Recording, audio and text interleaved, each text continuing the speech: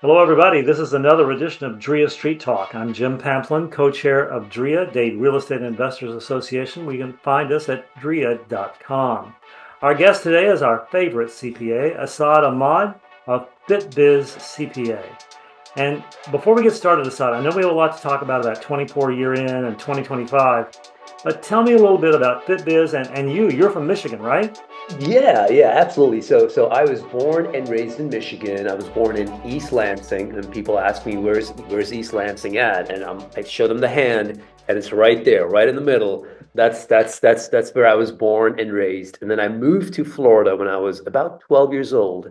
Moved with my mom and dad, and then I went to high school in Daytona Beach, Florida, and I graduated from high school, and then I went to UCF, went to college in Orlando, and that's where I started my career. I started working at PricewaterhouseCoopers and Deloitte. Worked for a few Big Four firms before I started the firm in 2019, and we've been around for almost 5 years now.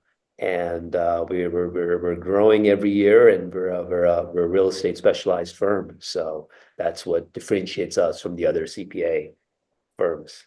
So you specialize in real estate in tax planning, CFO services, and Yes. even what about record keeping? Do you guys have a branch that does that? Yeah, we do. We actually do. We have a branch that does bookkeeping and record keeping for investors, for real estate investors. So we have a program where investors sign up on a monthly retainer with us, where we help them with bookkeeping, we help them with compliance with taxes, we help them with tax planning. So instead of having to pay thousands of dollars to a CPA who operates on a very old school model of just filing fees and then hourly rates, we provide you with that subscription-based model, which will help you keep your costs low from the legal and professional point of view, but also help you with planning and strategies, which other CPA firms are not privy to. And that's what differentiates us from the other firms. Well, I think that's important. We get a lot of requests from investors about this. So I think that, so let's talk about tax planning. I mean, you told Yeah. me on a phone conversation, this was the last year for the bonus depreciation. Yeah, so let me step back a little bit. So Okay. in 2017 we had the Tax Cuts and Jobs Act, which implemented the 100% bonus depreciation strategy. What that means is when investors invest in multifamily properties, buildings, residential properties, and if they're a new property, a brand new, brand spanking new property, they can take a tax loss on paper of 25 to 30% of that property. So let's say the property's worth 350 or 400K ballpark. You could create a tax loss on paper from that bonus depreciation cost segregation study of 75 to $80,000. Now, that's a huge tax loss. But that only happens when you do that detailed cost segregation study on your rental property, on your residential, multifamily, commercial property. And when we do that study, when we have that tax loss of 70,000, 80,000, we can then offset that loss against our active income. What is active income? Active income is W-2 income, income from your business, income from 1099s, income from your day-to-day activities. But if you are not a real estate professional, which is another key loophole that investors need to be aware of, if you do qualify as a real estate professional under the tax code, you can then take that tax loss of 75, 80 grand and then write off your business income, your W-2 income. All your active income can be offset by the losses. So instead of being in the 22% tax bracket, you're now in the 12% or 10% tax bracket just because your income has been offset by that 80 grand, 100 grand tax loss. And that could result in major savings. So let's say you paid 48 grand in taxes in withholdings throughout the year at your W-2 if you're an investor.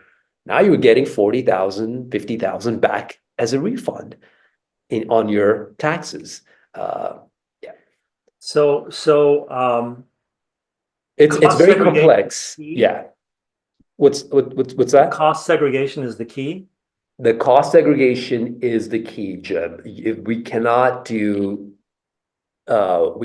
take a tax loss on paper without doing that cost segregation and the study. It's a very detailed report. Some of them are 100, 200, 500 pages long, depending on the value of the property, if it's a building, if it's multifamily, or if it's residential. But that study is what helps us stay audit proof from the IRS. So if the IRS doesn't have that report, if they don't have that study, they're going to be red flagging these losses. So But yeah, as we mentioned earlier, this is being phased out this year. Is that correct? What's that, what's that ahead? that's correct. So right now it's at 60% for 2024. And if you get that study done this year on your taxes, your CPA, when he files them in 25, they will only take 60%. And it's going to get phased out completely in 2027. What's ahead is the election just happened, so we could get 100% bonus depreciation back, and that would be phenomenal for investors because now instead of taking, I would rather get 100K in losses versus 60K in tax losses. And that's the advantage. But if it does get phased out, let's say it doesn't get renewed, we have Section 179 deduction. Now, this Section 179 is something that a lot of investors are aware of, business owners are aware of. It's essentially going out there in the marketplace and making an equipment purchase, buying equipment, buying business machinery. And you might have heard of the 6,000 pound car, the truck you got to buy Yes, to I've get heard that. of it. Is that Yes, real? that's real. So that is an amazing strategy because that allows you to take Section 179 deduction on your property, on your car, on your per vehicle, because it's 100%. So you get 100% write-off, not 60%, not 80%, 100%. And that's why it's a very lucrative strategy. But you can also apply the loophole here is we can apply the Section 179 to commercial properties as well. So Section 179 cannot be applied to residential property. So it cannot be applied to your to your invest to your multifamily rentals, to your residential property. It has to be applied to commercial or industrial property. And if you are an investor in industrial, in commercial, and it is for business use, you can then use the Section 179 deduction to write off your roofing, your HVAC, your installations, right? Your new components, all that. So in my small office building, I see my landlord tootling up in a new Range Rover. And I'm thinking, okay, now I get it. But so it's not against your active income, it's against your commercial revenue income, net commercial revenue, right? Yes, yes. Your connect commercial revenue from that business activity, you can then write off your take that loss under 179 and write off that income. I see. So yeah. I don't know if that car is 6,000 pounds, but it just struck me. But but eh, but nonetheless, like 6,000 pound truck or SUV, that kind of thing. Yes, 6,000 pound truck, big trucks, Fords, big SUVs for business, for work. Those all qualify. They're a great strategy, but they may not generate 70, $80,000 in tax losses. Sure. And some business owners, if you're an HVAC business owner or a general contractor or a construction business owner or investor, you may not have the funds to go out there and purchase a brand spanking new car from the dealer, right? You may not have the funds. You may be just running your business, and it may not make sense. So it's very specific to your situation. We have to do a detailed analysis. So as you mentioned, that there's a new administration coming in, and we don't know what that holds, but we do already kind of know what's Yeah. coming up in the 2025 tax code. Anything we need to be focused on for planning? Yeah, for planning purposes, one important piece that I recommend all my business owners, investor clients to focus on uh, is making sure you're doing a very critical planning strategy, which a lot of people miss out on. And that strategy is putting your kids on the payroll. So if you have a kid who's 10 years old, 5 years old, 7 years old, 12 years old, put them to work. You don't have to give them a lot of advanced work responsibilities or duties. All they need to do, Jim, is essentially do some admin work, printing papers, filing important documentation, maybe organizing invoices, organizing receipts, bookkeeping projects, things like that. You can put your 5-year-old, 10-year-old, 12-year-old kid on payroll, doesn't have to be W-2, meaning you don't pay taxes, federal, Medicare, Social Security. They don't have to pay any taxes. You don't pay taxes on their W-2, and you can 1099 them from your LLC. And not only do you get a deduction for that payment, which can be between 10 and 14,000, you can then use those funds to contribute to a Roth IRA for your child. And then when they're old enough, whatever that age is, they can take that money out tax-free. So it's the trifecta. You're getting a tax deduction, you're putting funds to your kids are getting funds for their college, and they're getting a Roth IRA set up and, tax-free. So This works with the 529 as well. it does. 529 plan, HSAs, Roth IRA, but Roth is so powerful. That's why we recommend it. I see so many wheels turning in our viewers and listeners' minds right now. That sounds very interesting. But let me ask you this. The cost segregation, is that something that investors should continue with if they've started it, or if they haven't started it, would it be beneficial to start it back to the single family and multifamily Yeah. investors? So absolutely. So I would still recommend investors pursue that strategy. And obviously, with the new administration, things are going to change. Things might be different. Things might be back to old. We don't know.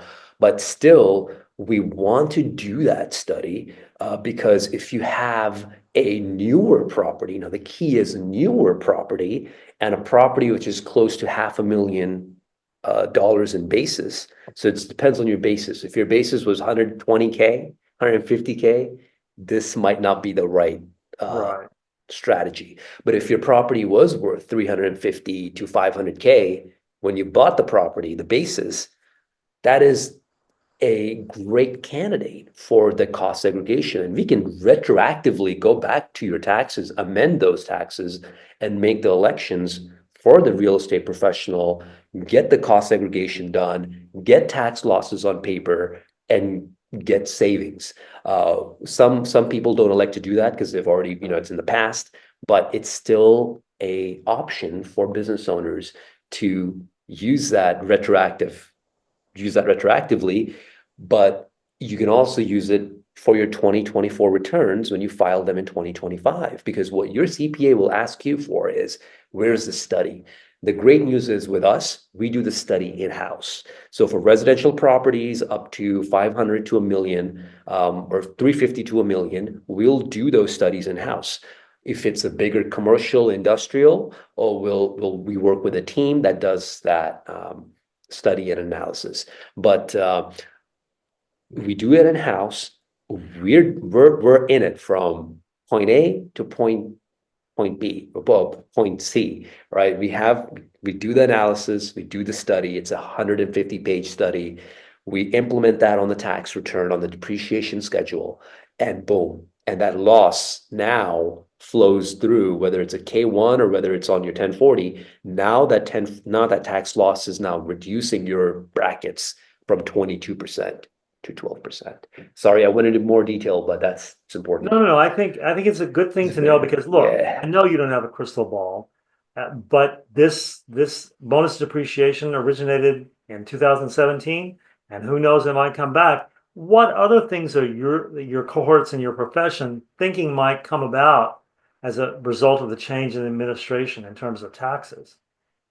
I think one topic that people are really focusing heavily on are, I mean, I'm not going to go into the capital gains, the net investment income investment taxes, because those probably will get cut. We had some proposals from different political parties, but I think one proposal which unites all political parties and has bipartisan support in Washington is the opportunity zone tax credit. That is something that is going to have more support and might get expanded because opportunity zone credits are very, very getting very popular. Both parties support it. Essentially, what you do is you go and invest in apartment buildings in underprivileged areas, in areas which are not very developed. And you have three things. You have a fund, you have a business, you have an LLC, and you have the property, which is the real estate. And that's the main gist. So we have funds of $5 million to $10 million, for these opportunity OZ tax credits. But what it allows you to do, really, Jim, is when you invest in these opportunity zone tax credits, you are investing in a tax deferred instrument. So if you were to invest in 2024, not only do you not pay any and you keep it as a long-term investment. You keep it as a long-term investment. You don't pay any taxes till 2027. So if you buy and sell the property, let's say you bought the property a few years ago and you sold the property in 2024, you don't pay taxes in 2025. You only pay them in 2027. So the taxes on that sale of that property are deferred till April of 2027. You also get stepped up basis. So that means if you did a cost segregation study on that property, you created a tax loss of 500,000 or 700,000, and you use that to increase your portfolio. Not only are you doing that, but you're not paying the depreciation recapture tax, which is what happens when you sell a property. I'm sure you're aware of that. If you've taken depreciation expense through the cost seg and you sold it without doing a 1031, now you owe recapture tax because the IRS wants that money back. The government wants that money back. But with the opportunity zone tax credit, now you get a stepped up in basis, and now your depreciation recapture is wiped out. So not only are you not paying any taxes on the capital gains, you're not paying any taxes on your depreciation recapture. So it's like it's a win-win for the investor. And yeah. So we have a friend who I just did a video with her. She runs syndications. And so that's probably, she didn't dive too deep into it, but I know her well enough to know that probably this is one of the things they look for is opportunity zone investments, and that affects them as well as their people who join their syndication. Yes, absolutely. The K1s for the partners, the investors, that's where the magic happens All because right, all right. yeah. There's lots to think about, right? It's a lot to think about. It's very does get complex. It's very detailed, but it is it has bipartisan support. So hopefully it'll get So more money. let's wrap up a little bit, but I want to talk about, you say, being classified as a real estate professional. Now, would that impact people like we're in the wholesaling business? Yeah. So a real estate professional, Jim, if you're a property manager, you're a real estate agent, licensed realtor, sometimes it can apply to general contractors and construction business owners. You are automatically classified as a real estate professional. Gotcha. You don't have to be, if you fall under one of those professions laid out by the IRS, you don't have to do any of the 750 hours. You don't have to do all that work. But if you don't qualify, like let's say you're a doctor, you're an engineer, you're a businessman, you're not putting in 750 hours in your rental properties, in your investments, you're not going to get that benefit. You're just never going to get that benefit because the IRS will red flag and then send you an audit notice and they're going to disallow your losses, and that's going to cause major headache for you and your accountant. The loophole to that is there's a loophole to everything in life. The loophole is the short-term rental loophole.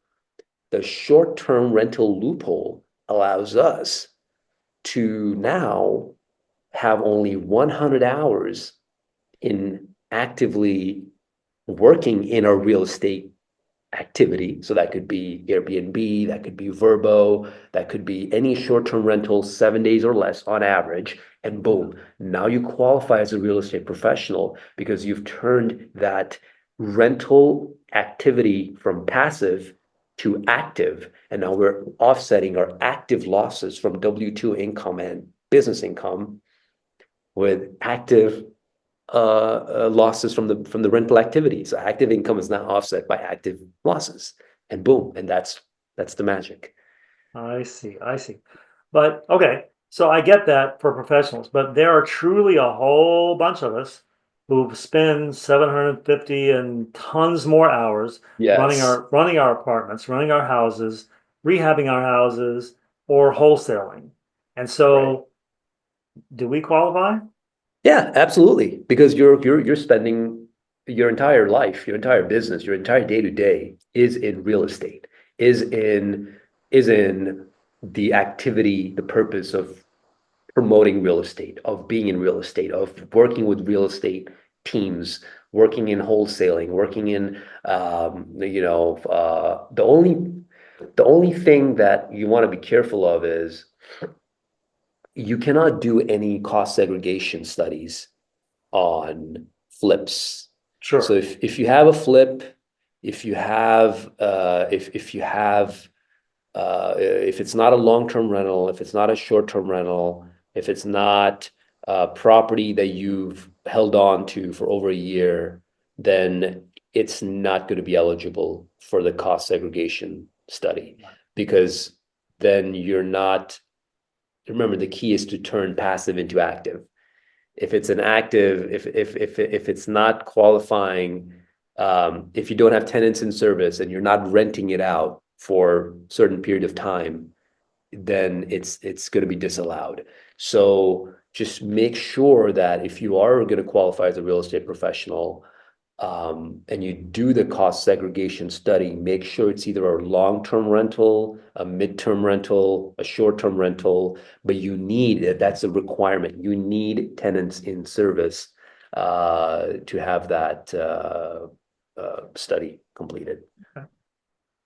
Well, gosh, my head's reeling here. So I think that the main key is you said it right up front, and that is strategic planning. Planning your Right. year, planning your business.